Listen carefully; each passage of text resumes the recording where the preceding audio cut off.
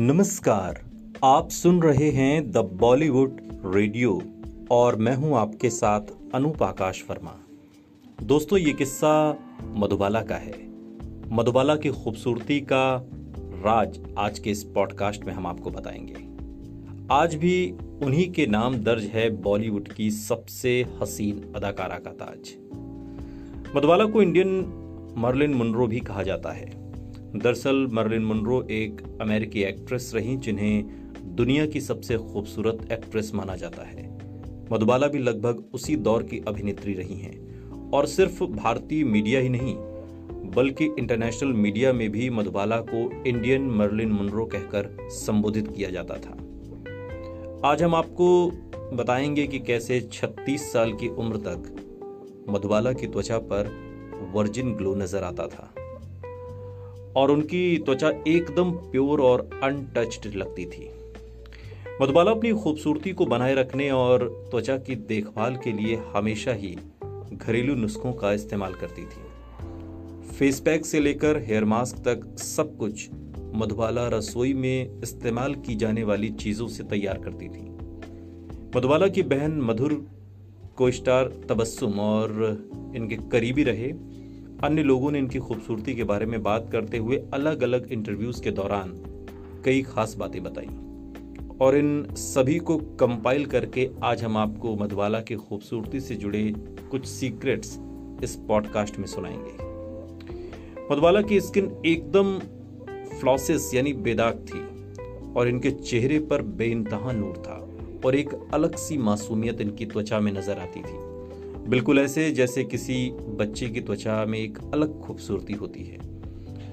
त्वचा में झलकने वाली इसी मासूमियत को वर्जिन ब्यूटी या वर्जिन स्किन ग्लो कहते हैं, यानी एक ऐसा सौंदर्य जो एकदम अनछुआ हो, जिसमें कोई मिलावट ना हो।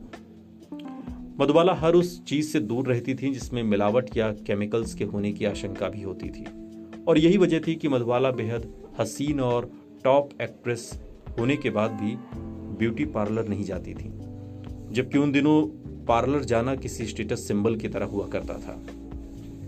लेकिन मधुबाला दुनियादारी की परवाह सिर्फ उतने तक करती थी जहां तक उन्हें खुद को समस्या ना हो।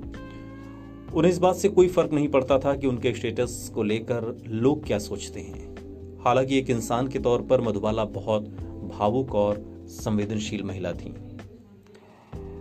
मैडम तुसाद म्यूजियम, जो कि दुनिया भर की सेलिब्रिटीज के स्टैच्यू बनाता है और उन्हें आम लोगों के लिए देखने के लिए भी सहेज कर रखता है, वहां आपको मधुबाला की हसीन प्रतिमा देखने को मिलेगी। मधुबाला की ये प्रतिमा दिल्ली के मैडम तुसाद म्यूजियम में रखी गई है और इसमें मधुबाला की यादगार फिल्म मुगले आजम के उनके लुक को क्रिएट करने की कोशिश की गई है, जो काफी खूबसूरत है।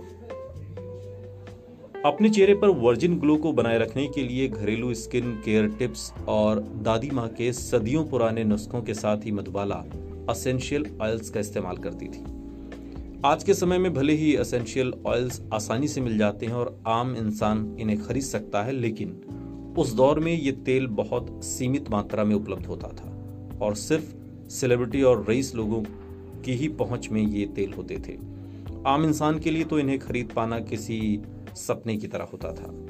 मधुबाला अपनी को स्टार और उस दौर की प्रसिद्ध अदाकारा तबस्सुम को अपनी छोटी बहन की तरह मानती थी, इसलिए उन्हें अक्सर जीवन से जुड़े कुछ अनुभव और राज भी बताती थी। एक बार मधुबाला ने तबस्सुम से कहा था कि अगर तुम हमेशा खूबसूरत दिखना चाहती हो तो कभी ब्यूटी पार्लर मत जाना, बल्कि घर में ही अपनी त्वचा का ध्यान रखना, और ये बात खुद तबस्सुम ने अपने एक इंटरव्यू में बताई।